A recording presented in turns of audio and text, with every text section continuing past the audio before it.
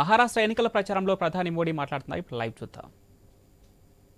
हमारे शिंदे जी के नेतृत्व में आज महाराष्ट्र की माताएं बहनें बढ़ चढ़कर का आशीर्वाद देने के लिए आगे आई है. माझी लाड़की बहन योजना को यहां की महिलाओं ने जिस तरह अपनाया है वो अभूतपूर्व है.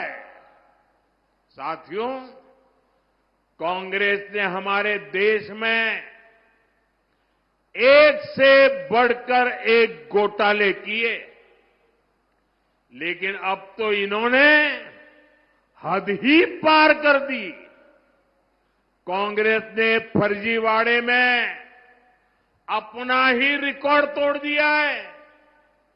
आपने टीवी और मोबाइल पर देखा होगा, कांग्रेस के लोग संविधान के नाम पर अपनी एक अलग लाल किताब बंटवा रहे हैं. कांग्रेस की लाल किताब पर ऊपर तो लिखा है भारत का संविधान, लेकिन लोगों ने जब भीतर से खोला तो पता चला कि लाल किताब कोरी है. सारे पन्ने कोरे. उसमें बाबा साहब के संविधान का एक शब्द भी नहीं लिखा है. ये उनकी बाबा साहब के प्रति जो नफरत है ना, उसका ये नमूना है. और देख, पूरा देश ये देख करके हैरान है कि चुनाव में इतना झूठा करने की इनकी हिम्मत. संविधान के नाम पर लाल किताब छपवाना, उसमें से संविधान के शब्दों को हटाना, ये संविधान को खत्म करने की कांग्रेस की पुरानी सोच का नमूना है.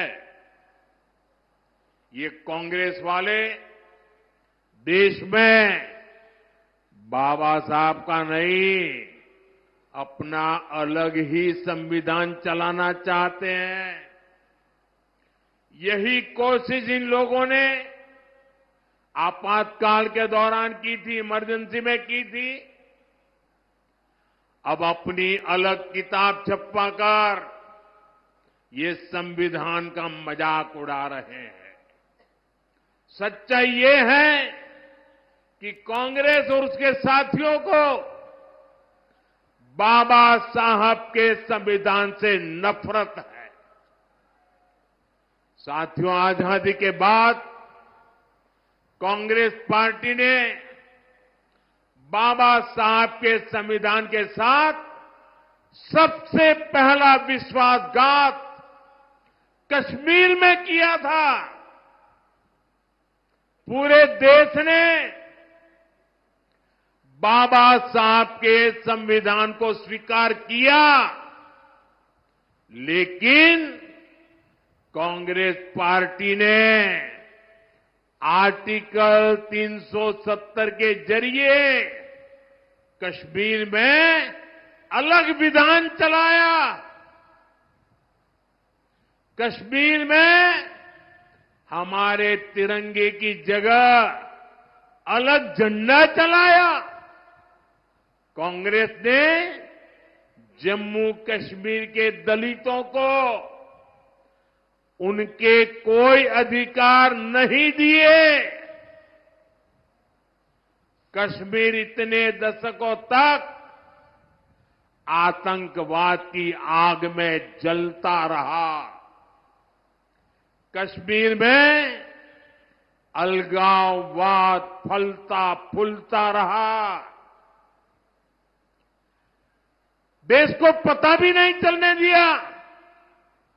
इस देश में 75 साल तक 2 संविधान चले और बाबा साहब के संविधान की बातें करते हैं। क्या बाबा साहब आंबेडकर का संविधान जम्मू कश्मीर में लागू होना चाहिए था कि नहीं होना चाहिए था? उन्होंने नहीं लागू होने दिया। 370 की दीवार बनाई थी। और जब मोदी आया,